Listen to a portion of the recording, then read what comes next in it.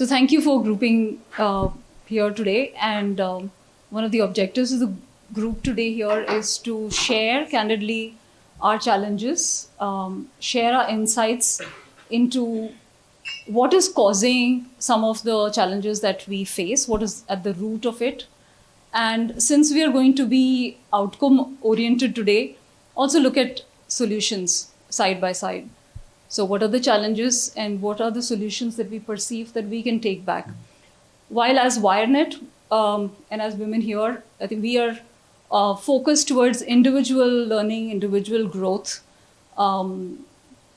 knowledge sharing, mentoring, all those activities that we do work towards, start from the individual and then grow towards the community. But we also recognize that a lot of problems that we face at the workplace are systemic. And they need to be addressed at a system level, at a process level, or maybe at even a cultural level. And those are some of the conversations we want to have today, as what are these changes that are needed. And when Ashwini said and offered that we can take the learnings back from here and share it with the larger public out there, what he really means is there is a large member base from RICS. There's an institutional member base. There are corporate members from WireNet. And all of us as well represent our own domains, our own companies and corporates. We can take these action items back and see if it can be implemented at a larger scale. And that's how we can bring about a change. This is one of our endeavors to make a lasting impact in the community when it comes to gender parity, specifically with regards to the number of women that we have in the industry.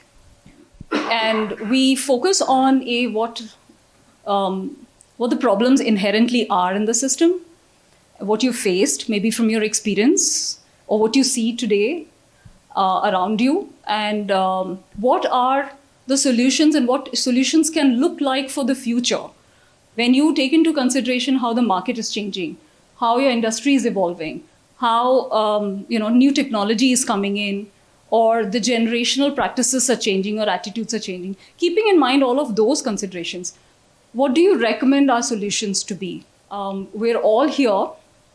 I think because we're in some way privileged to be here. There are lots and lots of people who didn't have a chance to make it to the position where we've made it.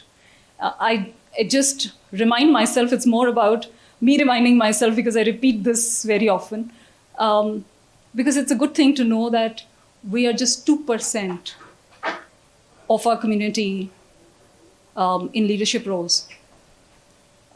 2% of all the workforce in leadership roles in construction is women, which is why you don't see a lot of people outside, because they aren't there. And the reasons are many. We'll talk about it. There's a leaky pipeline.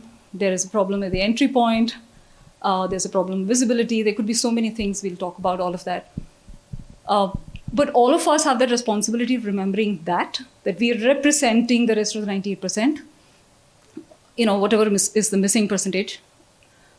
We are also representing out here a certain domain.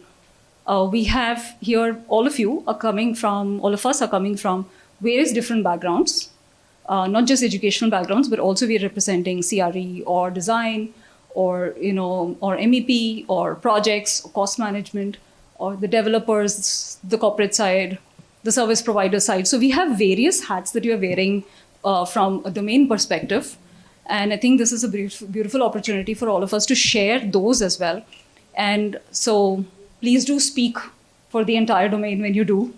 Keep that in mind and see if we can make a change back there when we go back.